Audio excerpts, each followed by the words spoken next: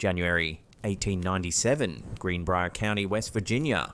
This is the kind of country where communities are tied together less by roads than by blood and marriage. Steep valleys, dense woods that climb the mountain slopes before the light reaches them. Winding streams that freeze hard in winter. Settlements where a stranger's arrival is noticed the way a stone dropped into still water is noticed. Everything ripples outward and the center is remembered. There was a blacksmith in Meadow Bluff that winter who had come from outside the county. He went by several names depending on which records you consulted, Erasmus, Erastus, Edward, but most people called him Trout. His wife had died the previous spring. His first wife had divorced him years before. This was going to be his third.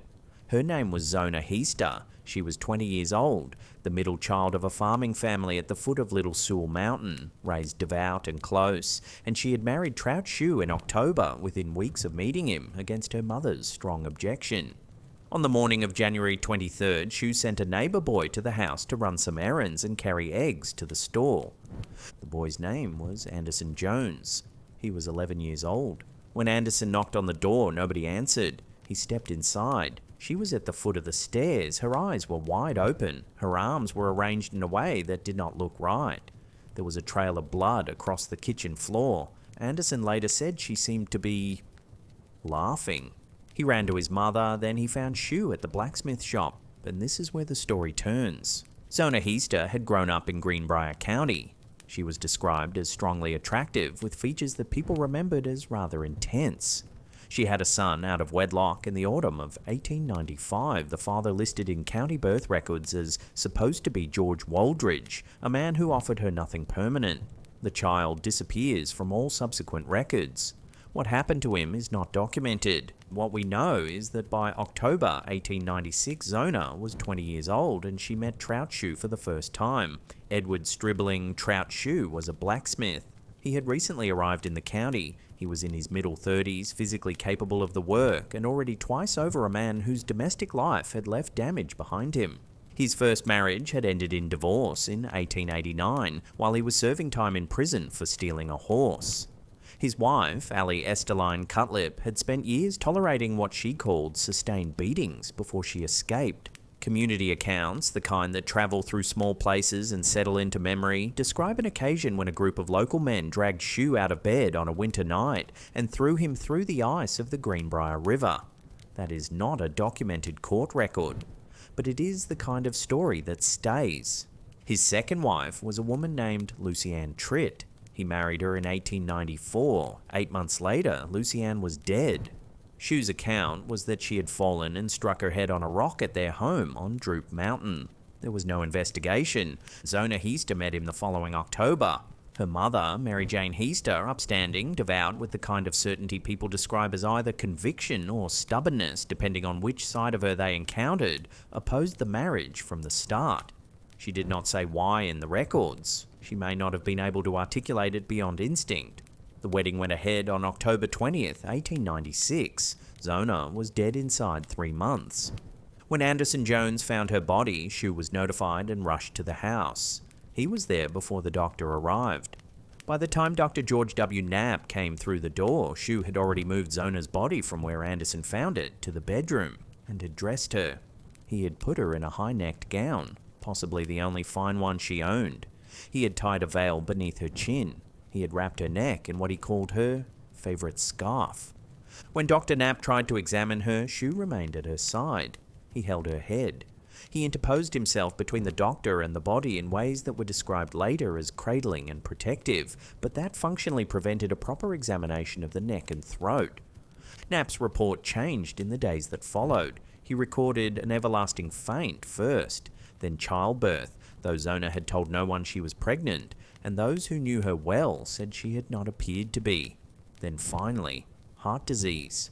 He was 26 miles from Lewisburg. It was a cold January. The examination had been incomplete. He had a husband weeping in the room. Zona was buried at Soul Chapel Methodist Cemetery on January 24th. The wake had made people uneasy. They could not have said exactly why at the time. Shue sat at the head of the coffin throughout, which was not unusual for a grieving husband, but he never allowed it to be fully open for long, and he kept his hands at her head. a pillow wedged to one side, a sheet folded and placed beneath the other. When the body was transported to the cemetery, people noticed that her head moved differently than they expected, more loosely. Some of them later said they had seen it, but said nothing. Shue himself alternated throughout those days between great displays of grief and sudden periods of what witnesses described as a strange, restless energy. He paced. He seemed at moments to be somewhere else entirely. Mary Jane Heaster took her daughter's dress home to wash it. She would later say that when she soaked the dress, the water turned red and then pink, and that it never came fully clean. Whether this is documented fact or remembered feeling is not clear, but she kept the dress. Within weeks of the funeral, Mary Jane began to report something. Not a dream. She was careful about the word dream. She would be careful about it later in court in front of a full jury under the most sustained cross-examination of the trial. What she described was this. On the first night, a radiant white light filled her bedroom. It faded without resolving into anything. On the nights that followed, Zona came, not as a wispy presence, not as something half seen, cold to the touch, and solid, and wearing the dress she had died in. She came to tell on him. She told her mother that the marriage had been abusive and cruel from the start, that Trout Shu had been violent with her in ways she had not let her family know, that on the evening of January 22nd, she had not cooked any meat for his supper, and he had come home in a rage, and he had seized her head, each side of it, in his hands, and with a single violent movement had dislocated her neck. And then, on one of those 4 nights, to show her mother the truth of it, to make it impossible to dismiss as grief or imagination, Zona's apparition turned her head completely around, until it faced backwards on her shoulders, and then she was gone. Mary Jane Heaster went to see the prosecutor. His name was John Alfred Preston, and he was the man responsible for deciding which deaths in Greenbrier County warranted investigation and which did not. He spent several hours with her. He did not believe the ghost, or if he did, it was not something he was going to act on as a ghost. What he did believe, apparently, was that a woman who was this certain and this persistent deserved to have her questions answered. He sent deputies back into the community to re-interview the people who had been at the wake, at the funeral, at the house. He asked about Shu's behavior. He asked about the examination. What came back was enough. Knapp's examination had been incomplete, and everyone who had been in that bedroom knew it. The details about the head at the funeral, the looseness, the way Shu had kept his hands there, were consistent with something that needed to be looked at again. Preston applied for an exhumation order. On the 22nd of February 1897, Zona Heaster Shue's body was taken from Soul Chapel Cemetery. The examination was conducted in the Nichols Schoolhouse, a one-room building near the graves. 3 doctors, led by Dr. Knapp. A winter morning. The work took 3 hours.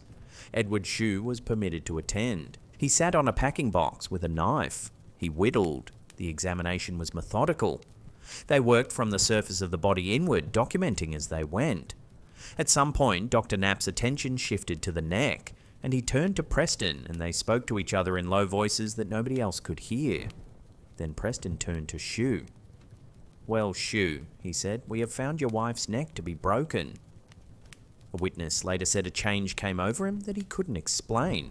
The whittling stopped.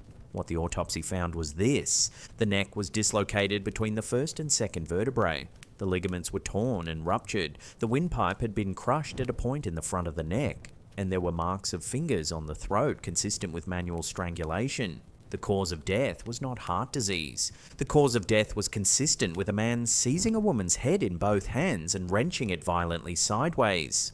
Edward Shue was arrested in March. The findings were published in the Greenbrier Independent on the 9th of that month. By the time the story had moved through the wire to Baltimore, the headline read, "Mother-in-law's Vision as Evidence." The trial began on June 22, 1897 in Lewisburg. Shue was represented by a defense attorney named James P.D. Gardner, who, by most accounts, was the first black attorney to practice before a Greenbrier County court. In 1897, in rural West Virginia, before a jury of 12 men drawn from the same communities that had known Zona Heaster all her life, the fact of that representation was not neutral. It is a detail the record preserves without commenting on, and that deserves naming. John Alfred Preston built his case on the physical evidence. The autopsy, the behaviour at the wake, the prior wives, their deaths and their departures, the restricted examination in the bedroom. He did not call the ghost. Mary Jane Heaster was his primary witness. Preston kept his questions to the facts she could establish from observation. The funeral, what she had seen, the dress, her daughter's marriage, as she had known it. And then the defence took over. Shue's attorney believed or decided that the way to discredit Mary Jane was to expose her as irrational, to establish that she was a woman who had confused dreams with reality, grief with vision, and that anything built on her account should, therefore, collapse. He questioned her at length about the visitations. He asked whether they might have been dreams. "If I am going to say that," Mary Jane Heaster replied, "I am going to lie." He asked how she knew what she claimed to know. "The Lord sent her to me to tell it." He pressed her. She did not move. She remained, according to the people in that courtroom who later described the scene, like a woman who had nothing to prove to anyone because she had already been shown the thing that mattered. She sat in the witness box and answered every question with the same patient, unshakable certainty, and the jury watched her answer it, and the community that had known her all her life watched her answer it. And when the defense attorney finally sat down, he had accomplished something he had not intended. The judge found himself in a difficult position. The ghost account had been introduced, not by the prosecution, but by the defense. He could not now instruct the jury to disregard it, as though it hadn't been heard. Whatever the jury was going to do with Mary Jane Heaster's testimony, they were going to have to do it with all of it in the room. Shue took the stand himself. He spoke at length. He offered explanations for things that did not need explaining if he was innocent, and his testimony made, in the words of observers, an unfavourable impression. Thomas H. Dennis, editor of the Greenbrier Independent, printed the full question and answer transcript of the trial, something rare for newspapers of that era. In his editorial, he wrote, "There is no middle ground for the jury to take. The verdict inevitably must be for murder in the first degree or for an acquittal." The jury was out for 70 minutes. They came back with first-degree murder. Shue was sentenced to life imprisonment with the jury's recommendation for mercy. He was transferred to the West Virginia State Penitentiary at Moundsville. A mob formed in the week following the verdict, armed men who gathered near Meadow Bluff with intentions that did not include mercy, and was dispersed by Sheriff J.A. Nickel and his deputy. A magistrate's warrant dated July 12th names the conspirators. It survives in the Greenbrier County Courthouse collection. Zona's gold ring and her penknife were recovered from Shue by court order and returned to her father. Edward Trout Shu died in the penitentiary on March 13, 1900, during an epidemic. He was buried in an unmarked grave. While in custody, he had apparently told reporters that he intended eventually to have 7 wives, that he was young, and that his guilt in Zona's death could not be proven and that nothing would prevent him from going on as he always had. He was wrong on both counts. There is a state historic marker now near the Sam Black Church exit of Interstate 64 in West Virginia that commemorates the case as the only known case in which testimony from a ghost helped to convict a murderer. That line is technically accurate in one sense and misleading in another, and the distinction matters. The prosecution never mentioned the ghost. It played no formal evidentiary role in the case against Shue. Mary Jane Heaster went to Preston with a ghost story, but Preston reopened the investigation because of what the questions uncovered, not because of the visitation. And what the questions uncovered, the incomplete examination, the suspicious behaviour, the history with prior wives, led to an exhumation that produced physical evidence sufficient on its own to convict. The ghost in the legal record is absent, and yet.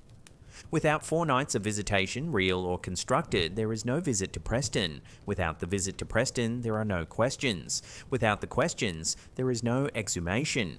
Without the exhumation, there is no autopsy. Without the autopsy, Zona Heaster Shue's death remains heart disease, and Edward Shue remarries a 4th time. The ghost is causally necessary, even as it is legally absent. The first theory is the supernatural account. Zona Heaster Shue was killed on the night of January 22, 1897. Her spirit appeared to her mother on 4 consecutive nights, described the argument over the uncooked meat, named her husband as her murderer, and demonstrated the physical mechanism of her death by turning her head backwards on her shoulders. The autopsy confirmed the specific anatomical detail the apparition had provided, the dislocation between the first and second vertebrae before that detail was known to anyone outside the examination room. The argument for this account is Mary Jane's unshakable testimony under the most adversarial conditions the court system had to offer, combined with the accuracy of what she claimed to have been told. The argument against it is that a woman who had been watching her daughter at the wake, who had seen how Shue held her head, who had felt how loose it was, might have known more than she admitted to knowing, and may have understood what she was seeing even if she could not have articulated it in anatomical terms. The second theory is the grieving mother account. Mary Jane Heaster suspected the truth from the moment she stood at her daughter's coffin. She felt the looseness in the neck. She saw the scarf. She saw how Shue kept everyone back. She knew this man, or she knew enough about him to be afraid of what she suspected. And she constructed the ghost, consciously or in the fever of grief, as the only frame she had for making anyone listen to a woman with a bad feeling and no evidence. The historian most closely associated with the case, Katie Letcher-Lyle, favours this reading. It does not make Mary Jane a liar in any simple sense. It makes her a woman who had the truth and found the only language available to her in 1897 rural West Virginia that had any chance of being heard. She did not realize on this account that the physical evidence would have been sufficient. She invented the ghost because she was not sure anyone would dig without it. The third thing is what the record tells us. It tells us that a 20-year-old woman married a man with a history of violence against his wives and was dead within 3 months. It tells us that the first person at the scene was an 11-year-old boy and the second was the husband, and that by the time the doctor arrived, the husband had already done what needed to be done. It tells us that the coroner's report changed 3 times. It tells us that people at the funeral noticed something was wrong and said nothing. It tells us that a woman with no official standing and no physical evidence walked into a prosecutor's office and sat there for hours until she had been heard. It tells us that the exhumation found exactly what you would expect to find if someone had seized a woman's head in both hands.